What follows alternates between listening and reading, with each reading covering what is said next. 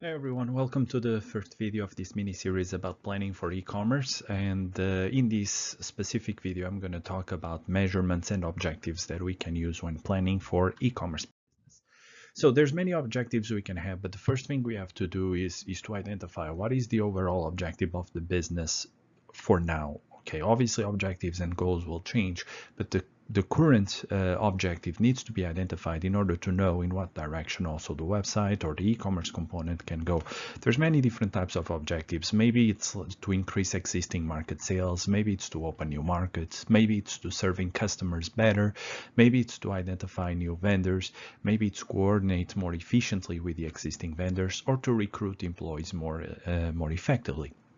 Whatever strategy it is important to identify from the beginning what is the overall objective so that then we can adapt our e-commerce business or our websites in the direction that will take us to meet those objectives.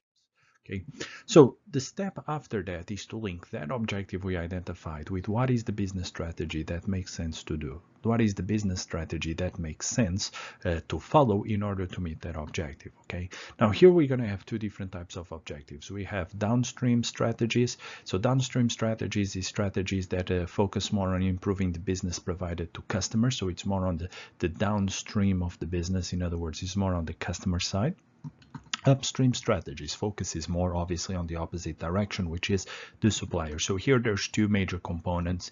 Either we're looking to reducing costs or we're looking to generating more value by working the suppliers or inbound providers. And here, therefore, we have to, again, the type of strategy we use is linked to the objective we identified before. So one of the things before I move on is I want to make sure is that there are two different distinctions here. Okay, which is when you launch a business that is new online and when you're launching an e-commerce component for a business that already exists, for example, and you're trying to improve certain website components or certain e-commerce components of that already existing business. Okay, so let's focus on those already existing business. Okay, there's many objectives we can have here.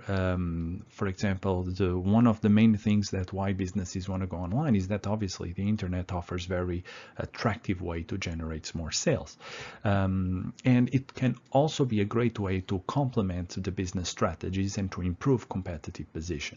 For example, many businesses realize that with the corona outbreak that we had, one of the main components that in a way allowed them to take the impact a little bit better was the generation of online sales, and without those online sales they would have lost 100% of their revenue, while with this they only lost, well, still a significant component, but they did not lose as much.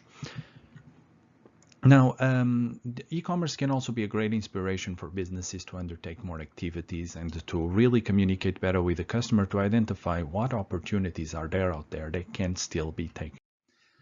In terms, now the next component is about identifying and measurement of benefits. And on that sense, I have to say that there's a couple of topics that I'm going to develop that topic a little bit more further down the road, but just a couple of things that I want to be aware of. Number one, some objectives are very easy to measure. And here I'm talking about things online, obviously.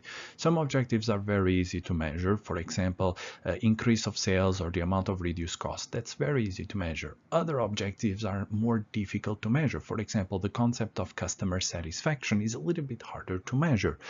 And the other part is that even if we have objectives that are hard to measure or that are based on intangible objectives like customer satisfaction, for example, or product quality, for example, we still need to link them. We still need to measure them. We cannot say just because we cannot measure them directly, then let's just not measure them at all. No, what you try to do is maybe try to find an alternative. What can you measure that would give you a good idea of that? So for example, if you want to measure customer satisfaction, you can measure it, for example, by the percentage of returns. Now, this is not a perfect measure, and ideally you would have several different measures to pinpoint something that links to customer satisfaction. But in this case, it's better to measure this than to measure nothing at all. So here on the next couple of slides, I want to break down the typical goals that different businesses have. Now, if we're talking about most retailers or most businesses, then they would fall on this category over here, which is trying to build more brand awareness, trying to build their brand. Therefore, okay, building a brand, if building a brand, then the setup, you need to set the objectives obviously in terms of brand awareness. And how do you measure that? How could you measure that? For example, through market surveys, through opinion polls, and try to understand what is the percentage of the population that really know about your brand or have an awareness that your brand exists, because that's one of the toughest marks to break. If on the other hand, if you're selling goods or services online, on the other hand, another great way to measure brand awareness is simply to measure your sales. It's very easy to measure, obviously, and the big advantage is obviously the more your sales increase, typically, not always, but typically, the more brand awareness you have. But remember, there's never a straight answer in these cases, because at the end of the day, okay, let's imagine our sales have increased for the past 2 months. Okay, we don't know how many of that increase is due to marketing. Might be economic conditions, might be luck, might be something that happened that it was outside of our control. Another major objective of going online is to improve the customer service. And here we see that typically the improve of customer service follows two main categories or two main things, which is here we're talking about using the web to improve two things: the customer service or the after sales support, which is still customer service, but we tend to separate it because it's something a little bit more specific. Okay, and here we tend to focus more on increasing customer satisfaction or on reducing the support costs. Okay, couple things we can do here. Obviously, again, the type of tools we use here is the same that I mentioned before: opinion tools or surveys to understand how our customer service is performing based on those goals that we have. Another one we can have, and I mentioned it in another video, is about supply chain management goals. And on that, we have the typical goals that we have in supply chain management is to include the supply of cost reductions, for example. This means obviously that the best way to measure it is to analyze how much money was saved compared to last year, for example, for the same inputs. Can also be quality improvement, which again can be measured by a percentage of defects detected on the product or service. Can also be regarding faster deliveries or ordered goods that can be measured through average time that it takes to receive the goods after placing an order, for example. Another important type of site is auction sites, and on auction sites there's four main types of goals. For example, to increase the number of auctions, which is again very easy to measure through the website analytics. To increase the dollar volume of items sold, which again, same thing, all about website analytics. To increase the number of items sold, or to increase the number of registered and active participants. Now, all this is very easy to measure for the case of auction sites, and therefore website analytics give you all this information. Now, when we're talking about virtual communities or web portals, the types of goals fall under two categories. Here, these kind of websites is, for example, social media and blogs, for example. Typically, the goals fall under two major categories, which is to increase the number of visitors, obviously, and to provide a better quality of the visitor's experience. Now, these type of websites, sometimes they're associated with real businesses. It's communities where people can discuss, for example, the product, or present new ideas to be developed. For example, we're going to talk a little bit about the concept of incubators later on, but this type of website sometimes can be external, which means that anyone can access them, or there are many companies that have websites that only employees can access to share their ideas or share their opinions in there.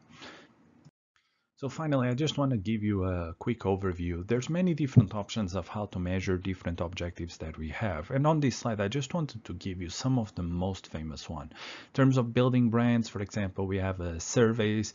In terms of enhancing existing marketing programs, we have the change in the per unit sales volume. And there's really many different types of initiatives that we can measure. So all of them are building brands, enhancing existing marketing programs, and create new marketing programs. programs, improve customer service, reduce cost of after-sales support, improving supply chain management, holding auctions, provide portals, social networks, and virtual communities. So all this is a little bit of an overview of what I said before and some different examples that you can do. Feel free to pause the video and check them a little bit more precisely, but this is not by far an exhaustive list. It's just some examples. There's many more things that you really can measure when trying to evaluate each one of your objectives.